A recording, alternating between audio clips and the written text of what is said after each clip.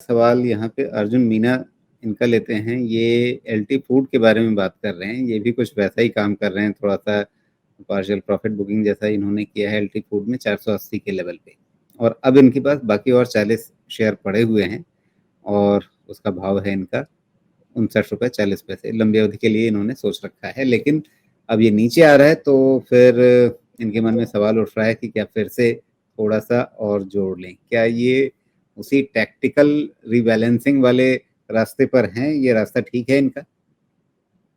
पहली चीज कि ये जो सेक्टर है या ये जो स्टॉक है, ये टैक्टिकल मैनेजमेंट का ही पार्ट है। बिकॉज जहां पे भी कोटा, एडमिनिस्ट्रेड प्राइसिंग, ये सब शब्द आने लगे ना, आप समझ जाइए कि आप लेके सो नहीं सकते हैं। या जहां पे बहुत ही सेंसिटिव चीजें जैसे श्रिम्प, ये सब चीजें हैं, इन सब में आप लेके सो नहीं सकते हैं। आपको हर दिन सुबह तैनात रहना पड़ेगा कि भाई आज कुछ हुआ तो नहीं, आज कुछ हुआ तो नहीं। तो ये जो राइस एक्सपोर्ट करते हैं, इसमें भी यही चीज है। तो ये सब क्या आप एक साथ लेके 5 साल के इकोनॉमिक साइकिल से मिला देंगे? ये वैसा नहीं होता है।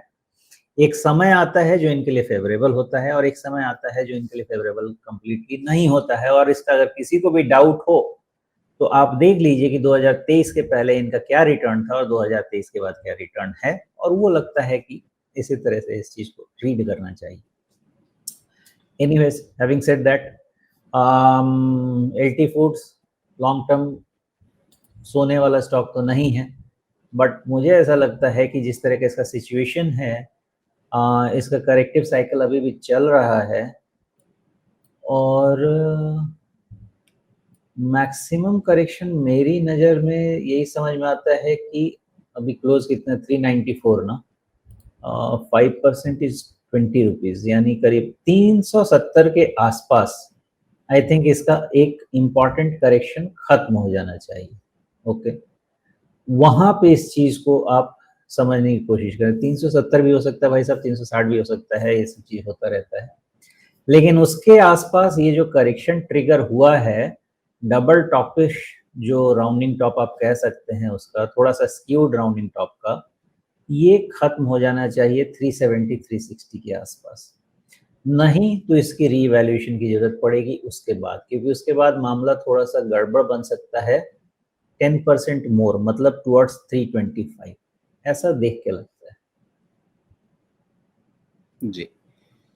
तो जो आपने 370 का स्तर बताया है, थोड़ा 10 रुपए आगे पीछे कुछ भी हो, लेकिन लगभग वो स्तर जो है वो 61.8% के आसपास आता है। तो एक महत्वपूर्ण रिट्रेसमेंट भी वहां पर आ रहा है, और उसके नीचे जो आप कह रहे हैं 325 के आसपास का, तो फिर वो स्तर जो है वो 78.6% रिट्रेसमेंट के आसपास बैठ जाएगा।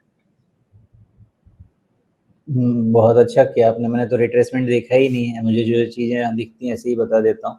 लेकिन अगर ये रिट्रेसमेंट है तो ये बहुत वैलिडेट कर रहा है। और वो 62% कितना लेवल आ रहा है जी? 376 के आसपास है, 375-76। परफेक्ट। तो 376 के मतलब 370 के आसपास इसीलिए कुछ बैठ रहा था, तो 370 360 तक भी कोई दिक्कत नहीं, ये थोड़ा सा नीचे जा सकता है। जी। नीचे जाने का कारण आपको दिख जाएगा। आपका जो रिट्रेसमेंट है ना, वहां के जस्ट पहले एक आपको डेट बताता हूँ। ये चाल शुरू हुई है वहां से। आप एक कैंडल देखिए 12 मई का। ओके, उसका आप कैंडल का नेचर देखिए और उसका लो देखिए, तो सारी कहानी आपको बता देगा। वो एक डोजी कैंडल छुपा हुआ है।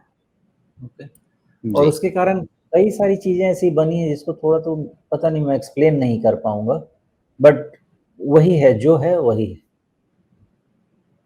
ओके, तो ठीक है, फिर इन स्तरों का ध्यान रखिए और उसके हिसाब से अपनी रणनीति बनाइए। जैसा सुमेश जी कह रहे हैं कि वाकई ये लेकर के सो जाने वाला शेयर तो नहीं है, तो उसके हिसाब से आपको एक्टिव मैनेजमेंट इसमें थोड़ा करना पड़ेगा।